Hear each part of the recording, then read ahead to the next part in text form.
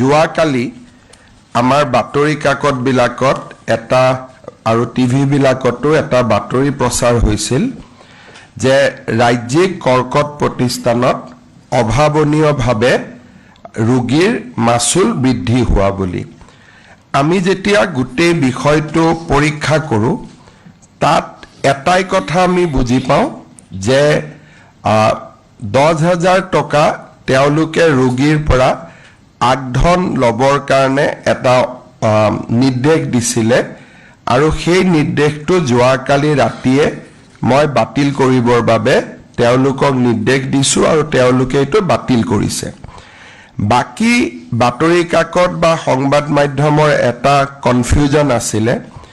যিখিনি মাসুল বৃদ্ধি কৰা হৈছিলে এই মাসুল বৃদ্ধি অকল কাৰ্ডৰ পেচেণ্টৰ ওপৰতহে কৰা হৈছে তাৰ মানে যাৰ আয়ুষ্মান অসম কাৰ্ড আছে আয়ুষ্মান ভাৰত কাৰ্ড আছে মেডিক্লেইম আছে ইন্স্যুৰেন্স আছে বা কৰ্পোৰেট সেক্টৰৰ পেচেণ্ট আছে তেওঁলোকৰ কাৰণেহে বৃদ্ধি হৈছে সাধাৰণ মানুহৰ কাৰণে এই নন কাৰ্ড হোল্ডাৰ সাধাৰণ মানুহৰ কাৰণে কোনো মাসুল বৃদ্ধি হোৱা নাই আৰু সেইবাবে এই ক্ষেত্ৰত যি বাতৰিত ওলাইছে বাতৰিটো তথ্যৰ ওপৰত সন্নিবিষ্ট নহয় কাৰণ আমাৰ কৰ্কট প্ৰতিষ্ঠানত 98% পেচেণ্ট 98% পেচেণ্ট কাৰ্ড লৈ হাতত যায় গতিকে তেওঁলোকে কোনো মাসুল দিব নালাগে তেওঁলোকে বিনা পইচাত খুমাই বিনা পইচাত ওলাই যায় এই যি মাসুল লোৱা নলোৱা এইটো ক্যান্সাৰ ইনষ্টিটিউট আৰু অসম চৰকাৰৰ মাজত যদি দাম বৃদ্ধি কৰিছে অসম চৰকাৰে দিব লাগিব যদি দাম বৃদ্ধি কৰিছে তাক ভাৰত চৰকাৰে দিব লাগিব যদি দাম বৃদ্ধি কৰিছে তাক ইন্স্যুৰেন্স কোম্পানীয়ে দিব লাগিব যদি দাম বৃদ্ধি কৰিছে তাক ONGC অইল ইণ্ডিয়াৰ দৰে কৰ্পোৰেটে দিব লাগিব কিন্তু যাৰ কাৰ্ড নাই সাধাৰণ পেচেণ্ট যাৰ কাৰ্ডো নাই একো নাই বা খালি মাত্ৰ OPDত আহিছে তেওঁলোকে আগৰ দৰে যি পঞ্জীয়ন মাসুল 100 টকা 100 টকাই দিব জেনাৰেল বিছনা 200 টকা আছিল 200 টকাই দিব আইসিউত 1500 টকা আছিল 1500 টকাই দিব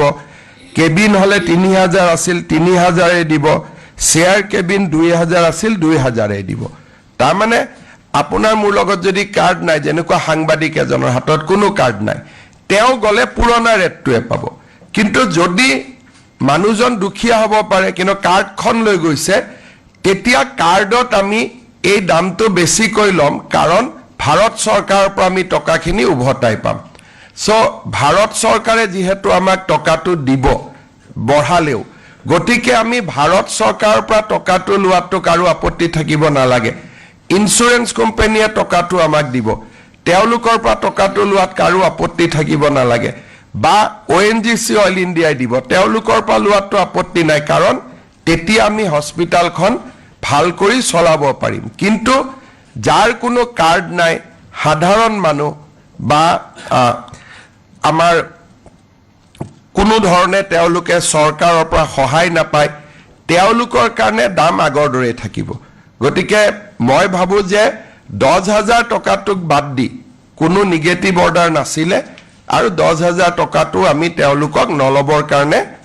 ইতিমধ্যে নিৰ্দেশ দিছো